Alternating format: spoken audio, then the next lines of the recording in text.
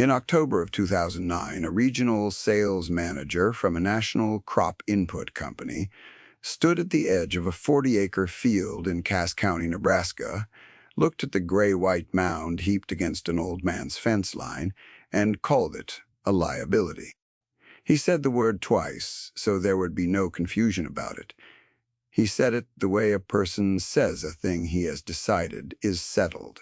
14 years later, in the spring of 2023, a purchasing agent for a chain of garden centers across 4 states read a single number off a contract and slid it across a kitchen table, and the old man's grandson had to set down his coffee because his hand was not quite steady. The number was $2,400,000. That was the annual figure. Between those two moments lay the story of a pile that everyone agreed was a problem, and one man who spent 10 years deciding it was not.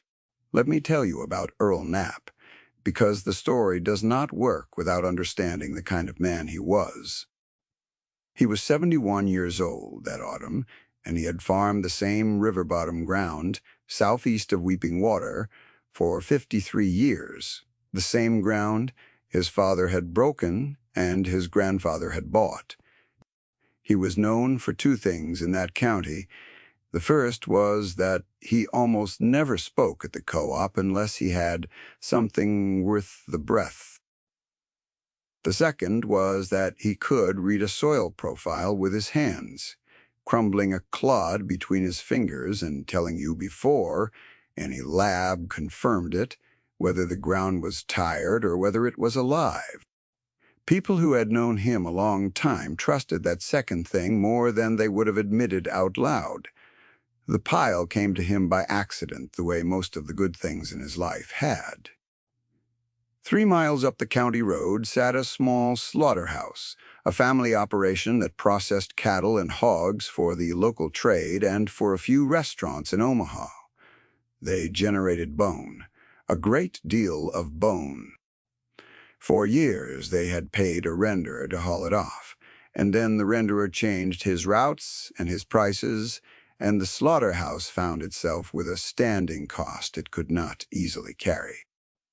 Earl's fence line ran along the road for a 1/4 mile, low and flat and out of the way, and one afternoon the owner of the slaughterhouse, a careful man named Dale Foss, stopped his truck and asked Earl a question that would change both their lives, though neither of them knew it. He asked whether Earl would let him dump the bone there, just for a while, just until he sorted out a better arrangement. Earl walked out to the fence and looked at what was already in the truck bed. It was bone meal mostly, the ground and steamed residue of the killing floor, pale and dry and faintly sweet in a way that was not unpleasant. He picked up a handful and let it run through his fingers, and he felt the grit of it, the fineness of it, and something in him that he could not have named, yet went quiet and attentive. He had handled a great many soil amendments in 53 years, lime and manure and the bagged salts, and not one of them had felt like this in the hand, dense and cool and somehow finished, the way a thing feels when it has already been through the fire and come out the other side as mineral. He told Dale to go ahead. He did not ask for money. He told him to keep it back from the ditch so it would not wash, and to come tell him if the county ever complained. That was the autumn of 1999. The pile would grow against that fence for 10 years. Stay with me here, because the part that matters is not the pile. It is what Earl did while everyone else drove past it. Most men would have let it sit. A free heap of slaughterhouse waste is not a treasure to most eyes, and for the first 2 years that is exactly what it looked like. A gray-white ridge slowly lengthening along the road, drawing flies in the warm months, drawing the occasional complaint from a neighbor who did not like the look of it. Earl heard the complaints and said nothing. He had begun quietly to do what he had always done with anything that came onto his ground. He had begun to study it. Let me tell you about bone meal, because Earl came to understand it better than the men who sold fertilizer for a living. Bone is roughly 2/3 mineral by weight, and the bulk of that mineral is calcium phosphate, a compound that plants need and that most Nebraska soils, farmed hard for a century, were quietly short of. Phosphorus is one of the 3 numbers on every bag of commercial fertilizer, the middle number, and it does a particular job. It builds roots, it moves energy through the plant, it sets the seed, and fills the grain. The synthetic kind, the kind the sales manager sold, came as a salt that dissolved fast and fed the plant quickly, and then, in a great deal of soil, locked itself up within a season into forms the plant could no longer reach, so that a farmer had to buy it again the next year, and the year after that. Bone phosphorus was different, and the difference was the whole story. It did not dissolve fast. It released slowly over years as the soil's own acids and the soil's own microbes worked on it, breaking the mineral down a little at a time and handing it to the roots on a schedule the plant could actually use. There was a second thing in bone. The bag did not advertise, and Earl found it the way he found everything, by reading the numbers off the Slaughterhouse and checking them against his grandfather's ledger. Bone is mostly calcium phosphate, but it is also nitrogen, a few percent of it bound up in the collagen that knits the mineral together. And that nitrogen released slow as well, a quiet trickle of it across a whole season instead of the spring flood the soluble program delivered. A bag of synthetic nitrogen fed a plant the way a sugar rush feeds a child. The bone fed it the way a slow meal feeds a working man. To a man in a hurry, that was a defect. To Earl, who measured his life in decades and his ground in generations, it was the entire point. He had watched the soluble program fail on his neighbor's ground for 30 years before the pile ever arrived, and he had never had the words for why until the bone gave them to him. He had watched men spread the salt in April and watched their corn leap green and proud by June, and then watch it stall in the dry August stretch when the easy food was gone and the roots had never learned to hunt. He had watched the spring rains carry the dissolved phosphorus off the fields and into the creek where it grew algae instead of grain, a whole season's fertility gone downstream in a week of weather. The bag promised speed, and speed it delivered, and speed was exactly the wrong thing to promise ground that had to last 100 years. He learned this the way he learned everything, by reading and by watching and by writing it down. His grandfather had kept a ledger, a thick cloth-bound book with a cracked spine in which 50 years of observations sat in a slanting hand, what was planted where, what the weather did, what the ground gave back. Earl had kept the habit, and in the winter of 2001, after the pile had sat for 2 years, he opened a fresh page and began to record what he was about to try. He took a wheelbarrow of the aged bone meal from the oldest part of the pile, the part that had weathered through 2 summers and 2 winters, and he spread it across a single half-acre strip at the back of his ground, a strip he had always considered his poorest.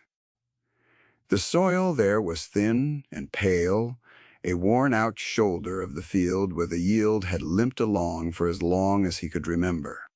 He had tried everything on that strip over the years.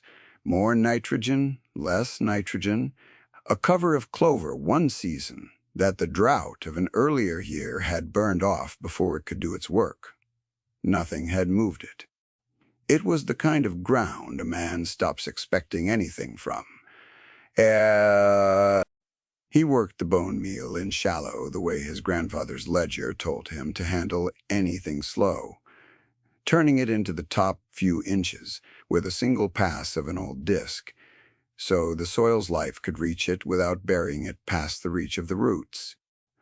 He marked the strip with 2 steel posts driven deep at the corners, and he wrote the date in the ledger and the rate and 1 line beneath it in his slanting hand. Then he waited. The first year, almost nothing. The corn on the strip came up the same pale color as the rest of that worn-out shoulder, and a lesser man would have called the experiment a failure and gone back to the bag. Earl wrote down nothing happened and meant it as data, not defeat. The second year, the strip was a shade greener than the ground around it, just a shade, the kind of difference you would miss if you were not the man who had driven the posts. The third year, it was no longer subtle. By the fourth year, the corn on that half-acre stood a clear hand, taller than the corn beside it, darker, heavier in the ear, and the line in the ledger that year was longer, because Earl had begun to understand what he was watching. The phosphorus was not feeding the corn, it was feeding the ground, and the ground was feeding the corn, and that was a different and slower and far more durable thing. Which brings us back to the sales manager, and to the autumn of 2009, because to understand why his visit landed the way it did, you have to know what he was standing on without seeing it. His name was Greg Talley, and he was not a bad man. I want to be plain about that, because the easy version of this story makes him a villain, and he was not. He was 44 years old, a sincere and intelligent man with an agronomy degree from a good university, and he had sold crop inputs across eastern Nebraska for 15 years. And in all that time, the program he sold had worked the way it was supposed to work. He believed in it the way a man believes in a thing that has never once failed in front of him. He drove a clean white pickup with the company logo on the door, and his boots, when he stepped down onto Earl's gravel, were clean too, the soles barely scuffed, and that detail mattered more than he knew. He had come because Earl's yields on paper made no sense to him. Earl bought almost nothing from the company. No starter phosphate, no fall application, a fraction of the nitrogen his neighbors used. By every model Talley trusted, Earl's ground should have been running down, the yields sliding year over year, as the soil gave up what little it had. Instead, they had been climbing, slowly, unevenly, but climbing, on a farm that bought next to nothing. Talley had pulled the numbers and frowned at them, and decided to drive out and see for himself what kind of operation produced results like that. What he found was an old man, a pile of slaughterhouse bone against a fence, and a half-acre strip marked with 2 steel posts where the corn stood a clear head taller than the corn around it. Talley walked the field with Earl, and he was courteous, and he asked good questions, and then he stood at the fence line and looked at the gray-white mound, and he made his mistake. He did not make it out of cruelty. He made it out of certainty. He crouched at the edge of the good strip and pulled a soil probe from his jacket and took a core, and he held it up to the light and frowned at it because the dark, crumbling structure of it did not match anything in his program. He asked Earl what his phosphorus numbers were, and Earl said he did not test for phosphorus anymore. He tested for it once, and then he just watched the corn, and Talley smiled at that the way a man smiles at a charming wrong answer. Then he toed the edge of the pile with one clean boot, and he said that Earl was sitting on a liability. He said the word twice. He said the county would shut it down sooner or later, that uncomposted slaughterhouse waste was a regulatory problem waiting to happen, that the phosphorus in there was unavailable anyway, locked up in a form the plant could not use, and that Earl was fooling himself if he thought a fence-line junk heap was doing what a properly formulated program would do. He said it kindly. He called Earl a careful old-timer, and he meant it as a courtesy, and it landed like a flat hand. He was not wrong about the chemistry he had been taught. In the soil tests his company ran, the kind that measured what would dissolve in a weak acid in an afternoon. Bone phosphorus did read as unavailable, because the test was built to measure speed, and bone had none. That was the whole trouble with the test. It asked the ground a fast question, and the bone gave a slow answer, and the lab heard silence and wrote down 0. Tally trusted the test because the test had never lied to him about anything that mattered in a single season, and a single season was the only window his job ever asked him to see through. Earl listened to all of it. He was good at listening. When Tally finished, Earl crumbled a little of the pale ground from the good strip between his fingers, and he said one thing. He said, "It's not locked up. It's just patient." Tally smiled the way a man smiles at something he has already decided is wrong, and he wrote a figure on a card, an estimate of what a full program would do for Earl's yields, and he left it on the seat of Earl's truck, and he drove back up the gravel in his clean white pickup. He was not unkind about it. He simply could not see what he was standing on. To him, it was a heap of waste against a fence. To Earl, it was 10 years of phosphorus, banking itself into the ground, a little at a time, waiting. I want to ask you something, and then I will get back to the story. Have you ever known a thing in your hands that you could not prove on paper and watch someone with a degree tell you it was not real? Earl had. He went back to work. Let me tell you what the strip had done, because this is the mechanism, and the mechanism is everything. In the 8 years since Earl first spread that wheelbarrow of aged bone meal, the worn-out half-acre had not just recovered. It had become the best ground on the farm. The slow-release phosphorus had done exactly what bone phosphorus does. It had fed the crop a little at a time, year after year, never flushing away in the spring rains the way the soluble salt did, never locking up all at once. And it had done something else, something Tally's model did not measure, because his model had no column for it. The calcium and the phosphorus together had fed the life in the soil, the fungi and the bacteria that live on plant roots and trade minerals for sugar, and that living network had spread through the strip until the ground itself had changed, gone dark and crumbly, and full of the smell of a thing that is alive. Earl's grandfather had a word for that smell in the ledger. He called it sweet dirt. He wrote that you could not buy it and you could not hurry it, that it came only to ground that was fed slow and left alone, and that a man who had it was rich whether the bank knew it or not. By 2009, the year Tally came, Earl had expanded the bone meal across nearly 60 acres, and he had begun to understand that the pile against his fence was not waste at all. It was the raw material of something he did not yet have a name for. His grandson made him find the name. Let me tell you about Wade Knapp. He was Earl's daughter's boy, 26 years old in 2010, and he had gone away to the State University and come back with a degree in agribusiness and a head full of the same models Greg Tally believed in. He had taken a job with a grain marketing firm in Lincoln, and he came out to the farm on weekends, partly out of love for his grandfather and partly, he would admit later, out of a quiet embarrassment about the place. The unfashionable, diverse fields, the old truck, the heap of bone against the fence that his city friends would not have understood. He loved Earl, and he was ashamed of the farm. And those two things sat in him at the same time, the way they do in a young man who has been taught that the future looks like something other than where he came from. Wade sided with Tally.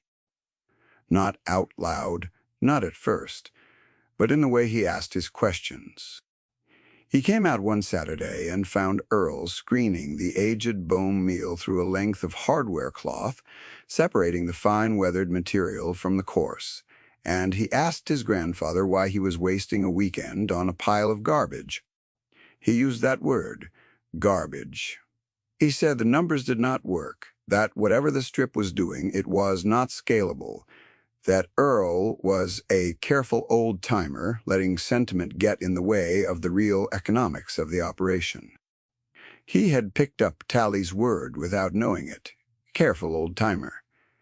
It was the second time that label had been fastened onto Earl by a person who loved or respected him and could not see. Earl did not argue. Arguing was not a thing he did. He handed Wade a coffee can full of the screened bone meal, the dark, fine-weathered kind, and he told him to take it home and run it on the tomatoes his wife was growing on their apartment balcony in Lincoln, and to keep the other half of the bed on the bagged fertilizer he trusted, and to come back at the end of the summer and tell him what he saw. That was all. He did not make a speech. He just gave the boy a coffee can and a question. Wade took the can mostly to be polite. He told his wife about it in the car on the way back to Lincoln, half laughing.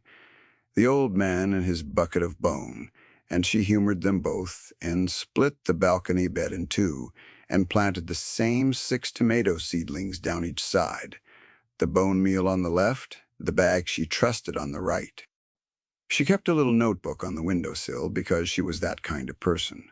And the notebook is part of how we know what happened, because Wade still has it. Which brings us to the foil, because every patient's story has alongside it a fast one, and the fast one belonged to a man named Kurt Mahler. Kurt farmed 800 acres 4 miles north, and he was everything the magazines told a farmer to be. He was a good man, hard-working and generous, the kind who would pull your combine out of the mud at midnight and not mention it. He had also bet his operation on the program. Tally sold. All of it, the full input package, the soluble phosphate, every fall, the foliar feeds, the works financed against the land and the equipment. In 2010, he bought a new self-propelled sprayer, 90 feet of boom, $250,000, and he ran it across his fields, like a man who had read the future and liked what he saw. His corn that year was beautiful, uniform, dark, every plant the twin of the one beside it, and at the field days the company held. He stood near the front and Earl stood near the back, and nobody at those field days was looking at Earl. The arithmetic of Kurt's operation was a thing he was proud to explain, and he explained it to anyone who would listen, because on paper it was sound. He spent about $110 an acre on inputs, and against 800 acres, that was $88,000 a year, going out before a seed went in the ground. But his yields ran 20 bushels over the county average, in a good year. And 20 bushels over 800 acres paid the inputs and the sprayer note, and left him looking like the smartest farmer in the township. The model worked. The model worked every single year that the rain came. Nobody at the bank, and nobody at the company, and nobody at the field days had a column for the year the rain did not come, because in living memory it always had. Near enough, and a risk that has not shown its face in 30 years stops looking like a risk and starts looking like superstition. Kurt was not reckless. He was playing the odds exactly as the credentialed world had taught him to count them, and the credentialed world had simply forgotten how to count drought. I will not pretend Earl's path looked smart from the road. It did not. For most of those years, he looked like a stubborn old man losing slowly to time, screening bone in his shirt sleeves, while his neighbors bought machines that cost more than his whole operation was worth on paper. The bank saw a man with low input costs and modest yields. The county saw a junk heap against a fence. His own grandson saw garbage. To everyone who measured what was easy to measure, Earl Knapp was a relic. Wade came back at the end of that first summer with the coffee can story, and he did not say much, but something in him had been knocked loose. The balcony tomatoes on Earl's bone meal had not just done better. They had done better in a way that did not fit. They had kept setting fruit into September, long after the bagged fertilizer half of the bed had stalled and yellowed and given up, and the difference was so plain that Wade's wife had started giving tomatoes away to the neighbors. The notebook on the windowsill told the story in dates. The bag side had come on strong in early July, a burst of green, a heavy first flush of fruit, and then, by the middle of August, it had spent itself, the leaves gone pale, the new blossoms dropping before they set. The bone side had been slower out of the gate and had never stopped. It set fruit in July and again in August, and was still setting in the third week of September, when the bag side had been pulled out and thrown away. Wade had watched the exact thing his grandfather had been trying to tell him, scaled down to a windowsill, plain enough that a child could read it. Wade did not announce that he had been wrong. He just started asking different questions. Why September? Why the steady setting? Why the plants on the slow feed had stayed green when the others ran out of gas? And Earl, who would not give a speech, would always answer a question. And so the conversion began the way these things begin. One honest question at a time.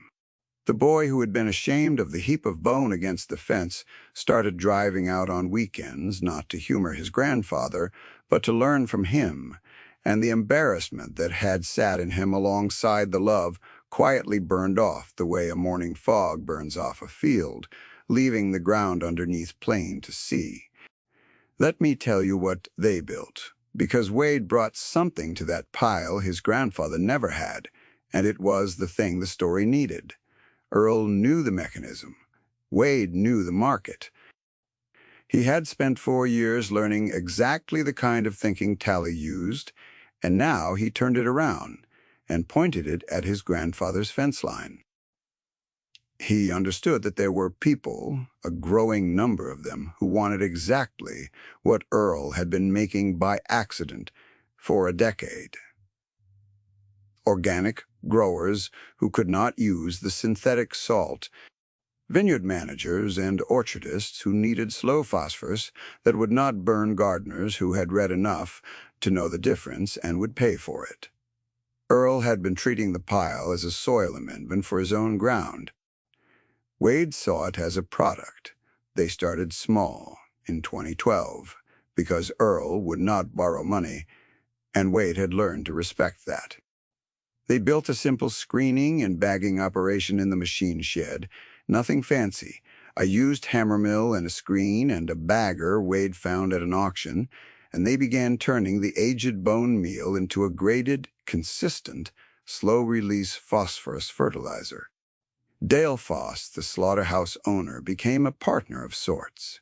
His standing cost turned into a standing supply. The very thing he had once paid to be rid of, now the raw feedstock of a brand. They called it after the ledger word. Sweet Dirt. Wade designed the bag himself. The first year they sold 11 tons, mostly to organic growers within a day's drive who came to see for themselves and went home convinced. The second year they sold 90. Tward moved the way it moves among growers, slow and sure and impossible to fake. One season's results at a time, because you cannot argue a tomato plant into staying green, and you cannot bribe a vineyard into setting more fruit. The phosphorus was real, the slow release was real, and the people who used it came back. Now let me tell you about the summer of 2012, because that is when the ground itself entered the argument. That summer, the drought came, and it came hard. It was the worst drought the region had seen in a quarter century. the kind that cracks the earth into plates and turns July into a furnace and breaks men who thought they had planned for everything. The rain simply stopped. Week after week, the sky went white and empty, and the corn across eastern Nebraska began to die, standing up, curling and graying, and giving up the year before it had filled. Let me tell you what drought does. Because this is the second mechanism, and it is the one that settled everything. A plant fed on soluble salt fertilizer grows fast and lush and shallow because the food is right there at the surface, easy, and the roots have no reason to go looking. A plant fed slow, on phosphorus banked deep in living soil, grows differently.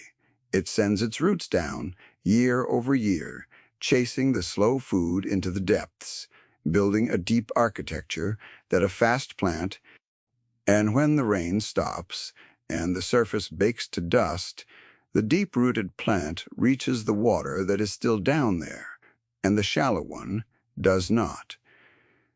That is not magic. That is mechanism. That is 10 years of slow phosphorus written into the structure of a root. Kurt Mahler's beautiful uniform corn, fed all season at the surface, rooted shallow in ground that had been pushed hard and fed fast for a decade, hit that drought and had nowhere to go. His fields, the envy of every field day, burned. He lost better than 70% of his yield that year, and he had the sprayer payment and the input loan and the land note all coming due against a crop that was not there. He pulled his combine through fields that should have made 200 bushels and watched the monitor read 60, then 50, then 40, the machine half empty, the dust rising off ground that had cracked into plates a man could lose a boot in. He had done everything the program told him to do. He had spread the phosphate on schedule and sprayed the foliar feed and bought the best seed, and the credentialed world had built him a magnificent crop with roots 4 inches deep, and when the water table dropped below those 4 inches, the crop simply died from the bottom up, beautiful to the last. Beautiful and doomed. He was not a foolish man.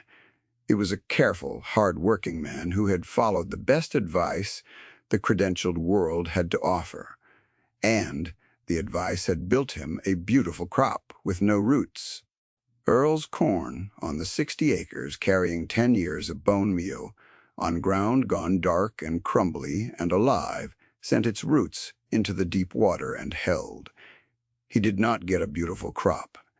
Nobody got a beautiful crop in 2012, where the county average fell to 41 bushels an acre, broken and brown. Earl's bone meal ground made 119. In the worst drought in 25 years, on the cheapest inputs in the county, the old man with the junk heap against his fence brought in nearly 3 times the county average. And he did it because the phosphorus, everyone said, was locked up, had spent a decade teaching his crop how to find water. Word of that traveled too. It traveled faster than the product had. Which brings us, at last, to the kitchen table and to the number. By the spring of 2023, Sweet Dirt was no longer a machine shed operation. It was a brand run mostly by Wade now, with Earl as the quiet center of it, the man whose hands still graded the first batch of every season by feel. They had outgrown the Slaughterhouse up the road and contracted with 3 more across the region, turning a waste stream nobody wanted into a graded fertilizer that growers across the Midwest had come to trust. And that spring, a purchasing agent named Lorna Pruitt drove out from a chain of garden centers that ran across 4 states, 400 and some stores, and she sat at Earl's kitchen table, the heirloom table built from a walnut that had once grown on the property. She was a serious woman, and she did not waste words, and she had done her homework.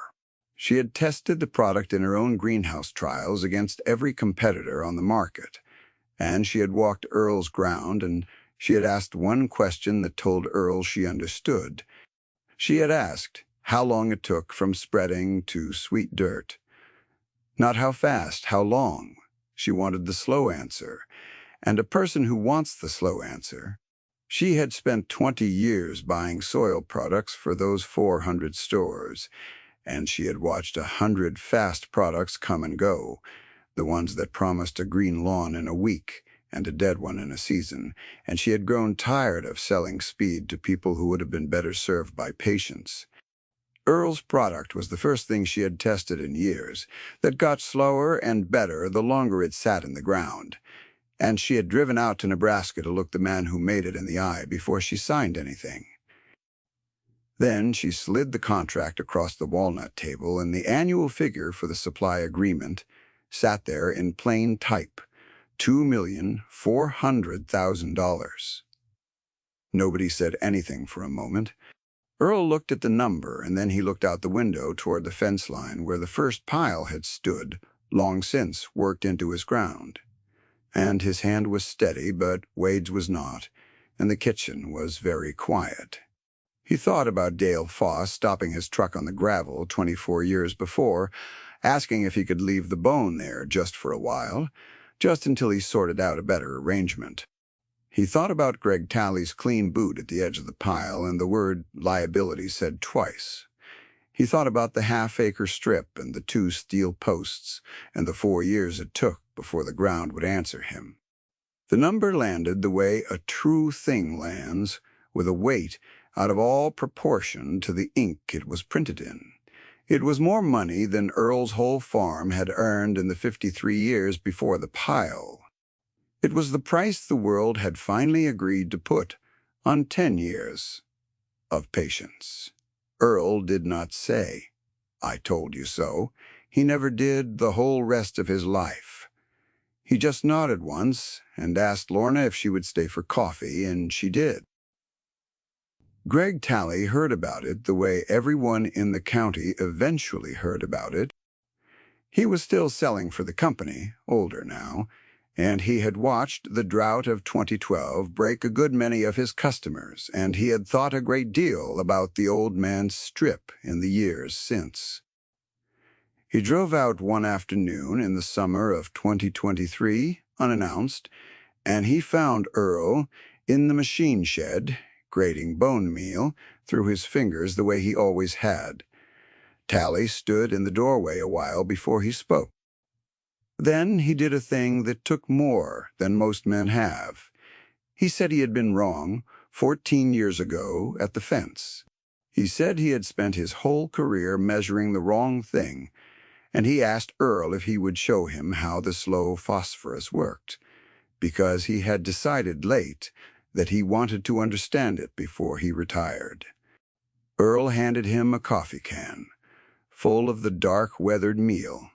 He did not gloat.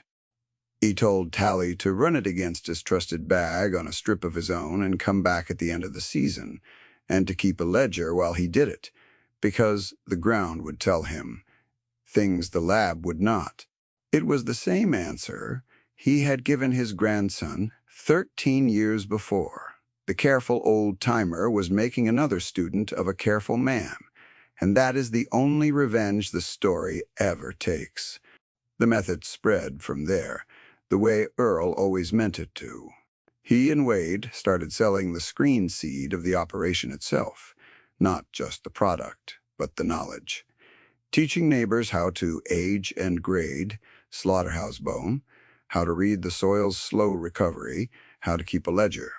Kurt Mahler, who had lost so much in the drought, came to them in 2014 humbled and broke and starting over, and Earl did not lecture him and did not charge him for the teaching. He put Kurt on bone meal and walked his ground with him for 3 seasons, until Kurt's worst quarter, the burned-out one from 2012, had gone dark and crumbly and started to smell sweet again.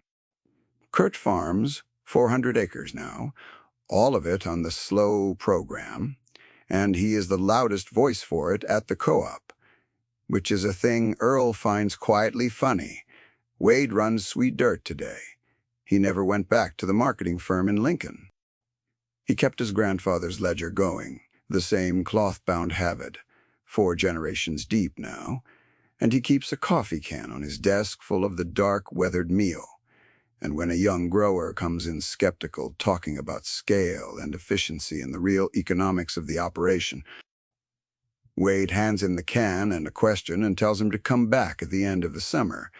Here's what I have come to believe, walking that ground and reading that ledger. A system measures what is easy to measure. And what is easy to measure is rarely what is worth the most. Greg Talley's model could weigh the soluble phosphorus in a bag and tell you to the pound what it would do this season. It had no column for the phosphorus that would still be feeding a root 10 years on. No column for the deep architecture that finds water when the rain stops. No column for the dark, crumbling life in the ground that a man builds by feeding slow and waiting. There are 2 kinds of knowing in this world. There is the wide and confident kind that fits on a spreadsheet and is wrong at the time horizon that matters. And there is the narrow and patient kind, the kind that lives in the hands and the ledger and the smell of sweet dirt, that knows one piece of ground the way you know a face, and is right when it counts. Earl Knapp is gone now. He died in the winter of 2024 in his own bed in the farmhouse his grandfather built. And the last spring he was alive, he graded the first batch of the season by feel, the way he always had, because his hands still knew the thing no model ever measured. The pile against the fence is long gone, worked decades deep into ground that everyone once agreed was a problem. What is rigid breaks, and what is fed slow endures, and the richest dirt is the kind no one can hurry.